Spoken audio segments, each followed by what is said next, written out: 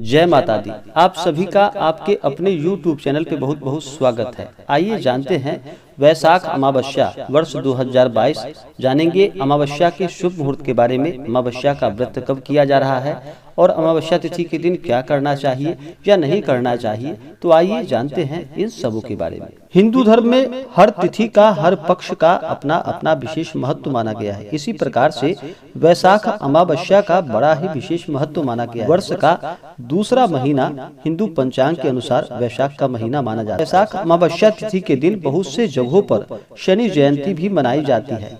इस दिन जहां तक हो सके गंगा स्नान करना, दान पुण्यों का कार्य करना, विशेषकर अमावस्या तिथि के दिन अपने पितरों के निमित्त दान पुण्यों का कार्य करना, पितृ तर्पण कार्य करना, श्राद्ध आदि का कार्य करना, यह बड़ा ही लाभकारी होता है। इस दिन काल सर्प दोष आदि के लिए भी पूजन कर सकते हैं। अमावस्या तिथि के दिन इस दिन भगवान श्री हरि विष्णु माता लक्ष्मी का पूजन करना चाहिए।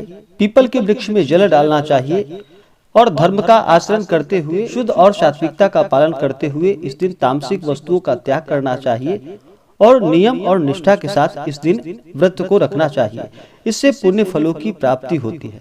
इस बार अमावस्या तिथि जो कि अमावस्या तिथि का व्रत स्नान दान आदि के लिए 30 अप्रैल 2022 दिन शनिवार को किया जाएगा। इस बार शनिवार दिन है। जब भी शनिवार के दिन अमावस्या तिथि होती है तो इस दिन को शनिश्चरी अमावस्या के नाम से जाना जाता है। इस दिन विशेष प्रकार से शनि देव का पूजन करना यह बड़ा ही लाभकारी होता है।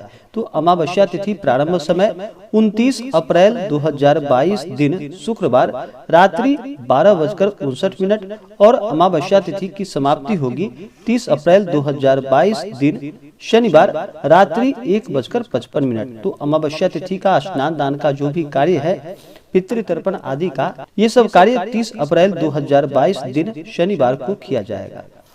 इस दिन राहु काल का समय जो कि सुबह 8:30 से सुबह 10:08 तक राहु काल का समय होगा।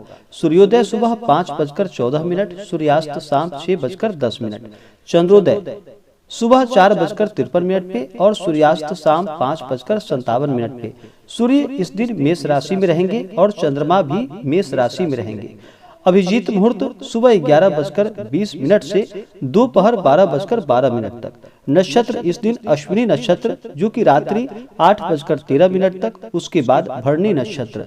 योग इस दिन जो कि प्रीति योग होगा दोपहर 3:20 तक, उसके बाद आयुष्मान योग। इस दिन विजय मुहूर्त दोपहर 2:31 से दोपहर 3:24 तक। गोधूली समय होगा शाम 6:42 से शाम 7:06 तक। इस दिन अमावस्या तिथि के दिन जातक को चाहिए कि इस दिन सुबह ब्रह्म मुहूर्त में उठ करके नित्य क्रियाओं से निवृत्त हो करके इस दिन गंगा नदी में, सरोवर आदि में स्नान करनी चाहिए और शुद्ध वस्त्र धारण करके सबसे पहले तो भगवान सूर्य देव को अर्घ प्रदान करना चाहिए। भगवान सूर्य देव प्रत्यक्ष रूप में देवता माने जाते हैं और इनसे सभी जीव जंतु वनस्पति आदि भगवान सूर्य देव से ऊर्जा प्राप्त करते हैं। भगवान सूर्य देव जो कि आरोग्य को प्रदान करने वाले हैं, तो सबसे पहले भगवान सूर्य देव को अर्घ देना चाहिए। उसके बाद फिर इस दिन चाहिए कि पीपल वृक्ष का इस दिन पूजन करे। शनिवार का दिन भी है तो शनिवार के दिन पीपल के वृक्ष का विशेष प्रकार से पूजन किया जाता है। और वैशाख मास की अमावस्या को शनि जयंती के रूप में भी मनाया जाता है, तो इस दिन विशेष प्रकार से शनि देव का पूजन करे।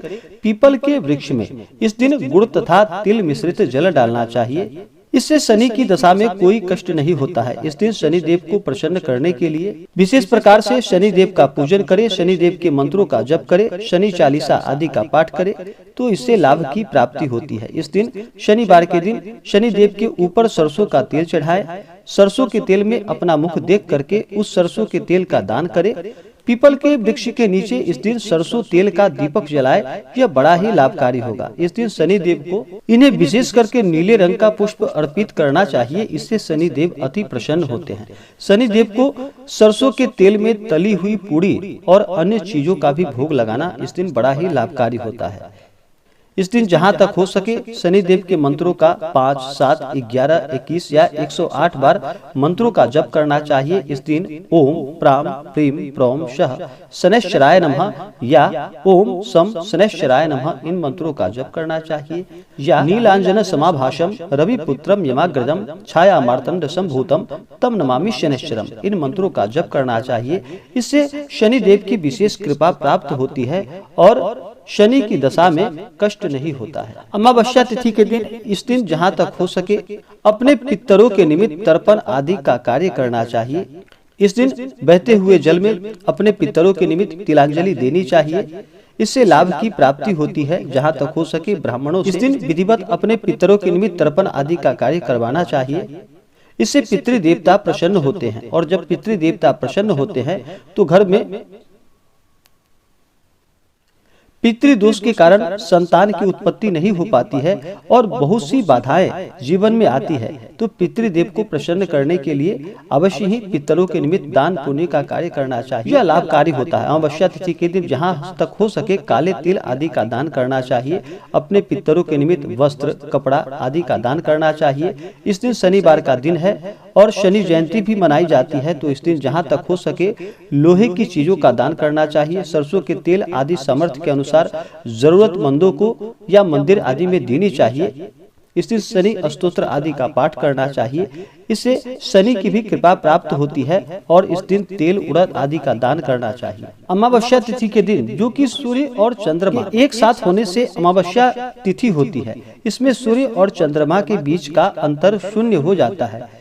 यह तिथि पितरों की तिथि मानी जाती है। इसमें चंद्रमा की शक्ति जल में प्रविष्ट हो जाती है। इस तिथि को राहु और केतु की उपासना करना भी विशेष फलदायी माना जाता है। इससे काल सर्प दोष आदि समाप्त होते हैं। तो इस दिन जहां तक हो सके दान पुण्यों का कार्य करना चाहिए। अमावस्या तिथि के दिन चाहिए कि इस दिन तामसिक वस्तुओं का बिल्कुल भी प्रयोग नहीं करना चाहिए, क्योंकि इस दिन चंद्रमा शून्य रूप में होते हैं और चंद्रमा मन के कारक माने जाते हैं। इसलिए इस दिन तामसिक वस्तुओं का बिल्कुल भी प्रयोग नहीं करना चाहिए। इस दिन किसी के ऊपर क्रोध नहीं करनी चाहिए। अपने मन में किसी के प्रति ईर्ष्या या द्वेष का भाव इस दिन बिल्कुल भी नहीं लाना चाहिए। धर्म का आचरण करते हुए रहना चाहिए।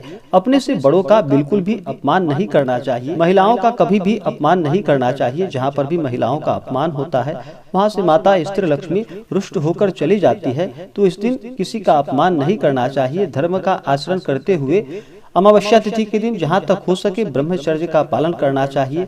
दान पुण्यों का कार्य करना चाहिए। भगवान नाम का स्मरण भजन कीर्तन आदि करना चाहिए। जहाँ तक हो सके पूजन करना चाहिए। संध्या के समय में पल वृक्ष के नीचे दीपक जलाने चाहिए। मंदिर आदि में दीपक जलाना चाहिए। इससे अनंत गुना पुण्य फलों की प्राप्ति होती है। इस दिन भगवान श्री हरि विष्णु का पूजन करे, माता लक्ष्मी का पूजन करे। यह सब बड़ा ही लाभकारी हो। तो आशा करता हूँ कि जानकारी आपको अच्छा लगा हो। ऐसे ही जानकारियाँ प्राप्त करते रहने के लिए चैनल पे अगर आप नए हैं तो चैनल को लाल बटन दबा करके सब्सक्राइब करें, साथ में बेल आइकन घंटी को दबाएं ताकि वीडियो का नोटिफिकेशन आपको समय से मिलता रहे। वीडियो को लाइक करें, शेयर करें। जय माता दी। धन्यवाद।